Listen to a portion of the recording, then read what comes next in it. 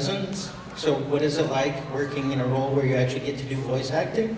It's great. I mean, you know what? It's when I was younger to get, you know, when you're like, I've never been an extra, I've never been a background artist or anything like that. I've always, you know, my first job wasn't considered stunts because I wasn't a stuntman. So it used to pee me off a little bit because I wasn't accepted as a stuntman in England. But then when we went to Thailand, Pat Johnson, who did the Karate Kid and stuff, he was a coordinator, and he came up to me and goes, look, Ray, we're not in England anymore, so I know you're not a stuntman, and I have a man waiting, he can take your place, but I'm going to give you the chance to, you're going to do some scary stuff, but I know you can do it. And I said, Mr. Johnson, just give me the opportunity to do it, and if I can't do it, send me home. But I knew in my heart I can do this, you know, to do an air ram or wire work, you know, like, I was a guy doing triple front somersaults and standing double front somersaults, you know, in my mind I could do anything. And so, it was, when you knew you were going to get a line in a movie, it was like, I got a line in a movie, can you give me 2 lines in a movie, can you give me 3 lines in a movie? But as the more roles I do with lots of dialogue, I'm actually cutting my lines out, because sometimes too much dialogue, you come across weaker.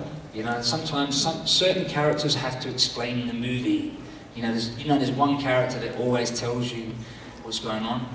And we were doing this in my last. I was working with William Atherton. He was in like he was Die Hards and stuff, and he's like an experienced actor. And I'm sitting there like, Bill, man, there's a lot to say in these lines here. So I love it. It's great. And he gave me a good little bit of advice to just get your point across without insulting the director and the writer. But you know, you don't have to go on this spiel of having a whole monologue.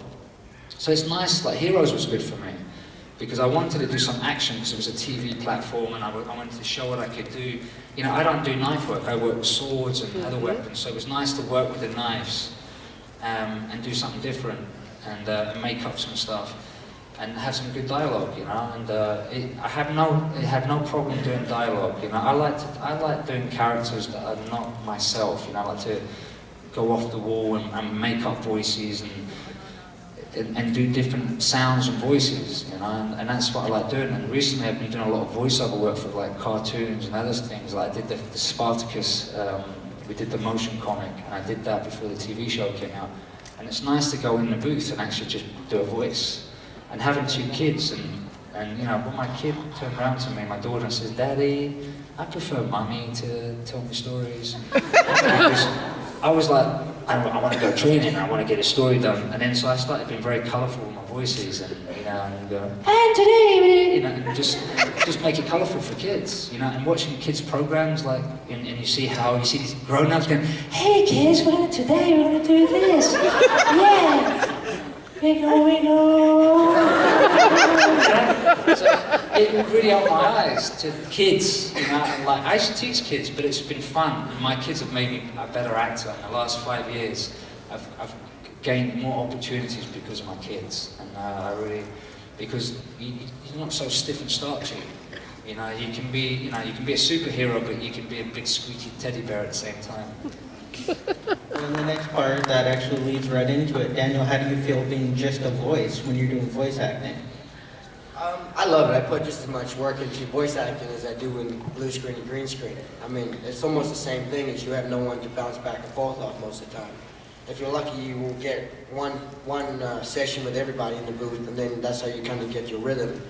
But I love it, man. I mean, I can roll out of bed with my pajamas, roll on down, I have to brush my teeth, or do makeup for 3 hours, you know, so I enjoy it. I mean, being part of Star Wars again was a great honor, especially they didn't ask me to audition, or they didn't even test my voice. So I just made sure I stopped drinking at nighttime so that I didn't go to work with a croaky voice.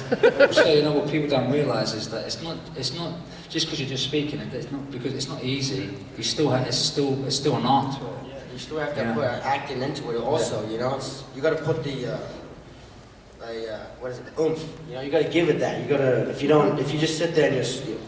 Hey, Boba, what's up, Jedi? You know, it's starch, but you have to kind of be, hey, Jedi, what are you doing over there? And there's these guys looking through a window at you like you're a fish, you know, a deranged fish or animal. Alright, great. Can we do it without less movements? No, No, but I'm really having fun on the Clone Yeah, Wars. but you know what? I gotta say, like when I've done some voice stuff and I've done some voice work for my last film, you know, and there's a third, and it's called the gym. You know, like when you do. But if you're saying, you can't just go, okay, today I'm gonna tell you a story, and it's gonna. You really have to. You know, when you see the like behind the scenes and guys are doing voices for Shrek and they're like acting all like they're doing it, you really have to be physical with the voice because you know, especially if it's animated, you've got to. Your body has to believe it. You know, it's some people are really good at just doing like being good with their voice, isn't it? Like Yeah, tell a like story. D Baker is crazy. I mean, we'll be sitting in there and he'd be like, chick, chick, chick, and these cricket noises. I'm like, cricket. You're just sitting there, cricket, cricket. It sounds like a cricket. I mean, I have crickets in my room because I have lots of like I have a beta dragon and other lizards and stuff. Going to sleep at nighttime with those things drive me mad, man. But yeah, he just sits there and then I'm like, well, can you do a pig noise? So he's like, opens his mouth. Holy man, that's crazy. He's like, yeah, I'm the most. Because Ray does a lot of voices on the games. So I always play all Call of Duties and stuff like that. And I was kicking out Ray when he told me, oh yeah, I'm doing the voice. But he does all the monsters in Gears of War. So it's cool being out here, like my friend being, you know, all the voices, and then having that guy in the booth who just does these crazy noises. You know, I was like, I don't even know how he makes those noises. You know, like, where do you learn that stuff? Talk to his imaginary friends, just like you. I thank you both. It was great to meet you both yesterday. Oh, thank you. You too, buddy.